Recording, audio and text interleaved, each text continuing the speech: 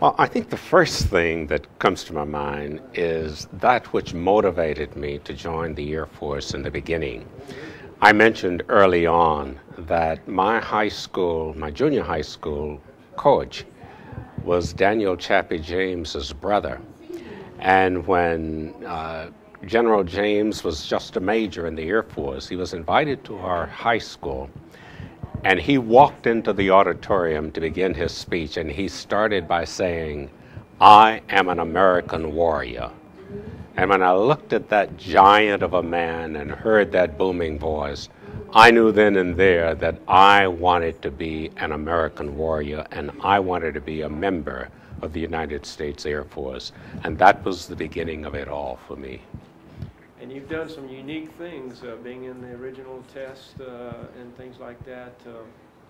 Yes, I was very fortunate in that when I was assigned to Holloman Air Force Base Aeromedical Field Laboratory, the day I walked into the lab, Colonel John Paul Stapp, who holds the record as the fastest man on Earth, was sitting on the edge of his desk.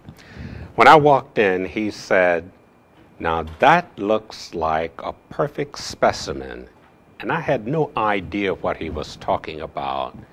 He asked me to come into his office, and I did. He said, "We're recruiting people who might be interested in becoming a part of an aerospace research team.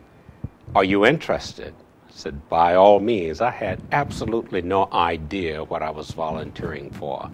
And it turned out to be one of the finest experiences of a lifetime, because there I got an opportunity to participate in the early days of America's space program. Wonderful opportunity for a young guy from Jacksonville, Florida, to be involved in. I've had just a wonderful career, both my military career and my civilian career. I have been truly blessed, there's no question about it. And when I talk to people in the public about my family, I never forget to mention my Guard family. You know, there have been recent occasions when that family showed me just how close they were to me.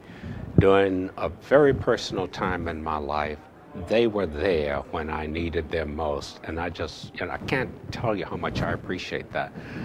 But simply being afforded the opportunity to give back to this great country, to this great city, to this great state, is just an opportunity that I think any red-blooded American would be anxious and happy to take advantage of. I am so happy that I have been blessed to be able to serve.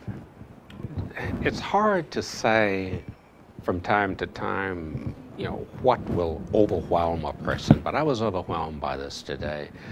There are so many people who deserve the recognition that I have received.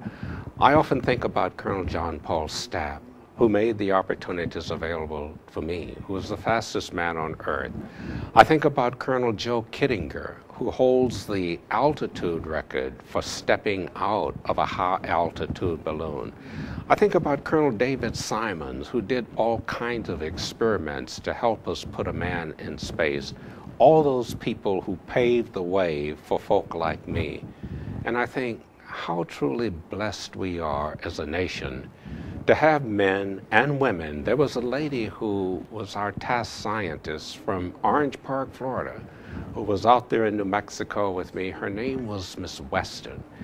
That lady contributed so much to the success of our mission, and yet you never hear mention of their names. There are so many who deserve recognition for making this country the great country that it is. And hopefully tomorrow we will recognize all of the veterans who have given so much to keep us the great and free nation that we are. Thank you so much. The pleasure is all mine.